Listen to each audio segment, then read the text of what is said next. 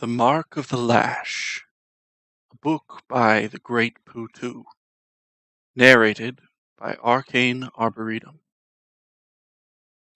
Chapter 6, Late Night Talks. The half-moon hung in the night sky, accompanied only by a sprinkling of stars. A cloud drifted lazily across the black expanse, carried by a cool breeze that forced a shudder out of Serena. She snapped her fingers, and with a small sucking noise, the remnants of her soup vanished from the wooden bowl. Serena burped as much as she could and placed the bowl next to the fire, vowing to return it once it had died down. It had been years since Serena had eaten alone. After the verbal lashing Pavel had given her in the food line, she held no desire to mingle with the other caravan members. He had spared not a single detail in his tirade. Pavel made it known just how in the wrong Serena had been that day after the horse debacle, as he called it. More methodically than he was known for, Pavel had listed off each offense that she had committed in the span of 5 minutes: tampering with someone's property, dealing with a matter that didn't concern her, antagonizing another wagon owner, and worst of all, as Pavel had said, unjustly attacking a caravan member. For that offense alone, Serena should have been ejected from the caravan. She was lucky that all the guards had vetoed that decision. The entire caravan had fallen quiet by the time the cook had scooped her portion. Serena wished the ground would swallow her right there. Pavel only exacerbated the issue after Serena had ran halfway to the wagon, tail between her legs. Pulling her aside, he told her that he was sorry and that he understood why she had interfered. Pavel would have been right there with her, had he not signed a contract in Baldur's Gate that denied him, or anyone else from that matter, the ability to touch the Zoltans. According to him, they paid too much money to be bothered by everyone else on the caravan, save the guards who were specifically instructed to look after them above all else.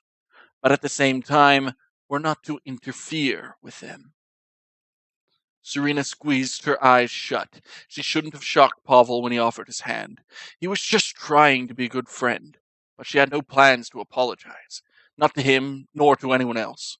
In her gut, Serena knew she made the right choice, and damn any of those men telling her otherwise. Letting loose a silent sigh, Serena stretched her arms above her head and leaned back against the grassy embankment. Part of the trade way that the caravan halted on had gentle grassy slopes that led up to the road, as though the ground decided to rise and accommodate only this narrow stretch. It looked inviting, and when she laid out against it, fire next to her feet and wagon just slightly behind her, Serena felt more comfortable than she'd felt in weeks.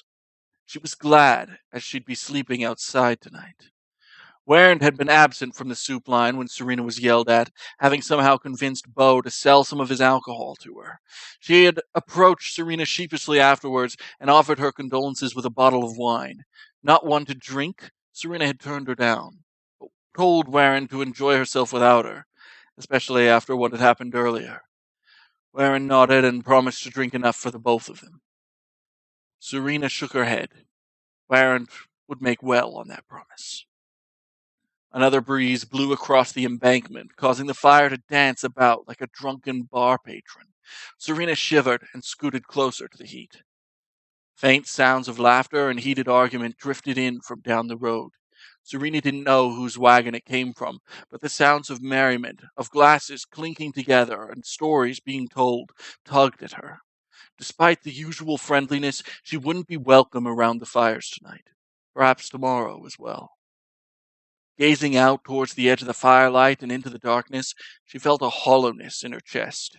How long since she'd been this alone? Through the merriment, she picked up the faint sound of dirt crunching under boots, drawing nearer to her wagon. Serena frowned. Warren wasn't due back until after the fires had died down, and the people behind her wagon hadn't gone to the soup line tonight. Perhaps it was Pavel, looking to apologize, although if it was, Serena was in no mood to talk to him. The footsteps grew closer, louder, until they stopped on the other side of her wagon. Serena twisted her head, and from her spot along the embankment could barely make out a pair of dark boots from the other side. After a moment, the figure walked around the wagon, down the embankment, and towards her fire. Serena sat up to greet them. then leapt to her feet, teeth gritted. Lord Zultan raised his hands, palms out, eyes wide. "The fuck do you want?" Serena growled. A soft light burned between her fingers, a bolt at the ready. "Peace," Zultan said quickly. "Serena, I mean you no harm." "What? Who told you my name?" "Pavel did, I asked." "Please, Serena, I come bearing no ill will." Serena glanced the drow over. His dress jacket was missing, and the white tunic under was torn in multiple spots across the shoulders and chest, exposing his dark skin to the light. Sweat glistened on his head, causing strands of white hair to stick in odd places. The light in her hands winked out. "You look like hell," she said, noticing the dark circles under Lord Sultan's eyes. "I feel like hell." He put a hand on his waist and rubbed the nape of his neck. "The lady made sure I wouldn't forget my mistakes today."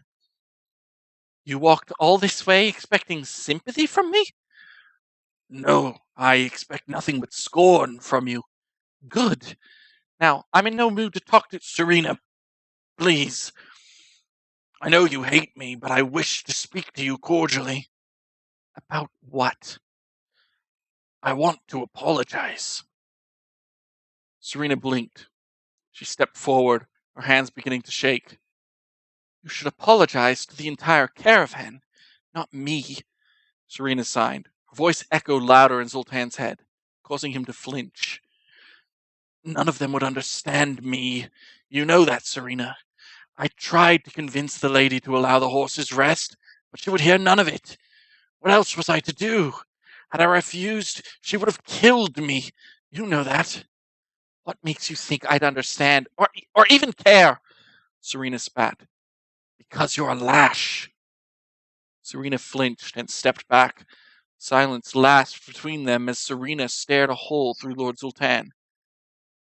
He shifted his weight about and rubbed the nape of his neck again. "It's, he said, before gesturing towards Serena's neck, "it's obvious if you know the houses. They only give those to family. And if I had to guess, you'd be Vaughn's bastard, wouldn't you?" "How do you know about him?" Serena whispered, eyes narrowed. Something flashed across his face, an emotion that Serena couldn't discern. Lord Sultan shrugged. "I know of the family. They're a force not to be trifled with, among others. When I lived in Menzoberranzan, Vaughan made a name for himself by escaping with his, well, you'd call her his wife. I assume your mother. I know her to be Vaughan's prize.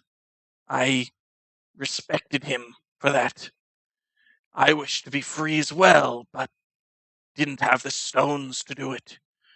Lord Sultan finally met Serena's gaze. "I suppose that, had I known from the start that you were a Lash, none of that would have happened. So, I apologize for it all." "Do you think that makes any of it better?" "It doesn't, I know that." "Then why are you coming over here and throwing around that you know my dad?" Serena signed. Lord Sultan stepped closer, his gaunt features illuminated in the firelight. Serena stiffened. "Because I want out," he said in a low tone. "The only reason I'm with that bitch was because she offered me a chance to leave the Underdark, and now I'm stuck whipping horses for her. I never wanted this. To be under the heel of a society that decries my inferiority based only upon what dangles between my legs. What happened today was terrible, and I understand how infuriated you are at me. But, Serena, you're the only one who would understand my predicament, or even hear me out. None of the guards would assist me. No one in the caravan would even tolerate my presence near them. Except you. Because you and I share an uncommon heritage. Because Vaughan has no doubt told you how terrible it is for drow like us. All I ask is that you help me remove that vile woman when the time is right." Sultan rubbed his neck. "Will you at least think it over?" Serena stared at the drow in front of her. Just hours ago, Lord Sultan had almost whipped a horse to death over something that he more than likely caused, and now he stood before her, head slightly bowed, begging for his life. She bit her lip and looked away. Lord Sultan didn't deserve her forgiveness, or her help. But if what he said was true, then neither did he deserve to be chained to Lady Sultan. And who was she to deny a drow his desire for freedom? Had her father not held that same desire? For a moment, she swore the pendant against her neck warmed, but when she brushed her fingers against her neck, it felt as cool as the night air. "I'll consider it," Serena signed, causing Lord Sultan to brighten. "But only if you tell me how you knew my dad and his side of the family." Of course, he said, clasping his hands together. I can't tonight, though. The lady will begin to suspect if I'm gone for too long. May I find you another time, and then we may talk?" "Fine." "All right." Lord Sultan stepped back and bowed deeply. "Thank you, Serena Lash. You may have just saved my life." "We'll see." Lord Sultan nodded, before turning on his heel and marching up the embankment. Serena waited until the crunch of his bootsteps faded away before walking back to her spot and laying back down next to the fire. She ran a hand through her hair and let out a silent huff. By now, the conversations from the other wagons had died down, with only the crackling of the fire to fill the silence of the night. She should have turned Lord Sultan away. Nothing good would come from helping a drow. No, someone like him. Especially if it meant going against that creature he called a wife.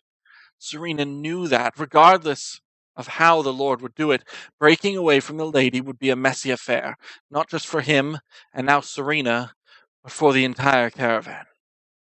Yet Serena could not just leave him to suffer from his fate. Refusing to help him would be a slap in the face to everything her parents had taught her, and her father's very existence on the surface. And if Lord Sultan did know about her family, Dad would more than likely go out of his way to help him, even if it meant risking his own life. She closed her eyes and scooted closer towards the fire. Of course, it could all be a lie.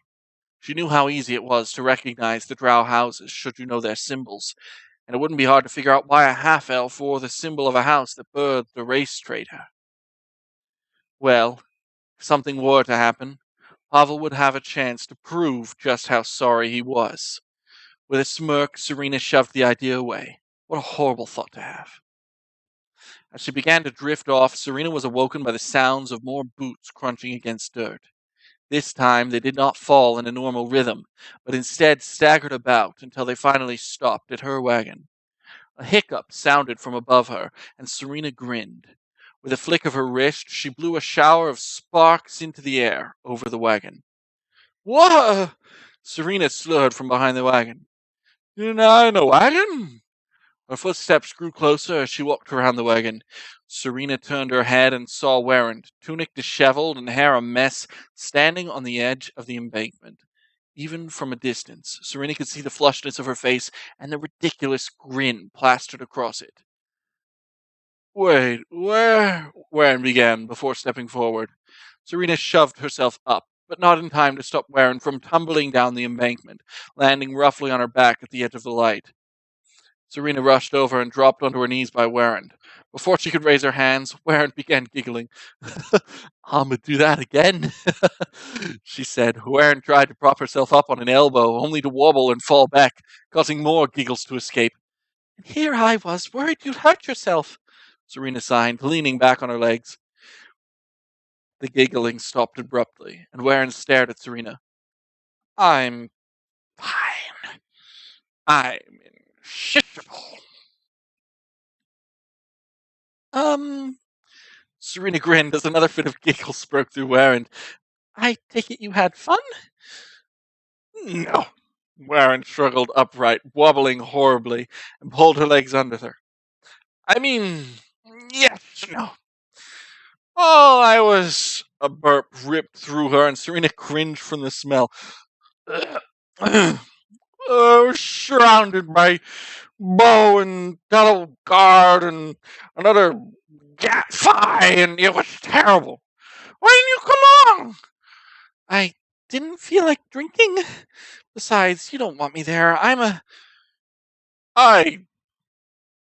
did. Yes, I did. Maren pulled herself closer to Serena, enough for her to smell the booze on her breath. Being around you is fun. Her brows furrowed. You like being around me too, right? I do? Serena said quickly as she uncurled her legs and pushed slightly away. God swear, and how much did you drink? I drink that much. Right, I think you should call it. You need to drive the wagon tomorrow? I can drive like this. I don't think you can. Warren leaned to one side and tugged at her tunic.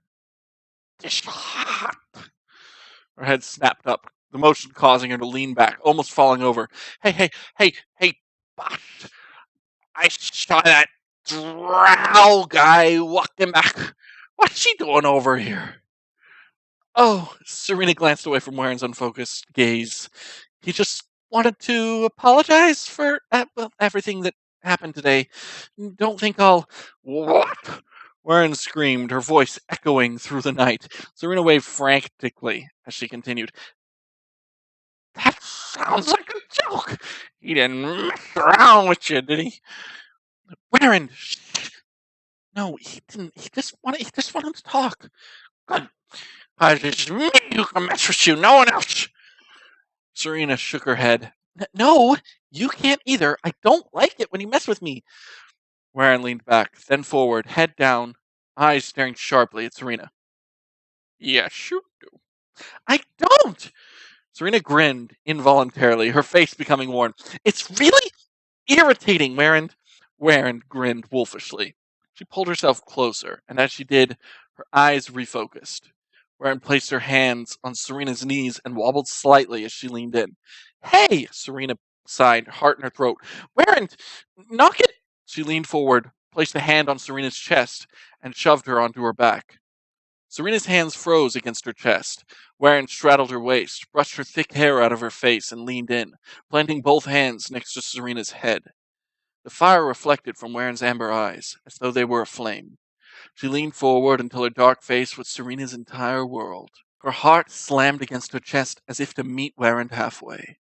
Her breath was hot against Serena's face as Warren whispered, her husky and now steady voice sending goosebumps down her body. You love it when I mess with you. You're easy to read. Just imagine how much fun we'd have if you just gave into it. Serena Lash. Serena shivered at her own name. Warren leaned forward, pressing her head against Serena's. A fire ripped through her body, igniting a desire that Serena had hidden for so long. She closed her eyes, her body shaking, unsure of what to do. Warren sighed, then slipped and fell sideways from Serena, rolling onto her back next to her. She broke out into another fit of giggles as Serena's eyes snapped open. Sorry, Warren stuffed a fist into her mouth to no avail. Carried away. Serena stared straight ahead before rolling on her side and burying her face into her hands. Her ears burned so much that Serena worried the grass might catch a flame. Please don't do that. Sorry, boss, Warren giggled. Slowly, the rest of her laughter escaped from her lips until Warren finally lapsed into silence. A moment later, her snores pierced through the night. Serena continued to lay on her side as she waited for the flame within her to subside. As she did, she sucked in a breath, pushed herself up, and forced herself to walk up the embankment and to the wagon. She fished out the larger pieces of silk they used as blankets and walked back to Warren, who had now sprawled out on the grass. She flicked the silk out and draped it over Warren, who grabbed it and rolled onto her side, pulling it over most of her body. Serena stared down at Warren. She turned and put a foot forward, then stopped. She looked back, took another step, then stopped again.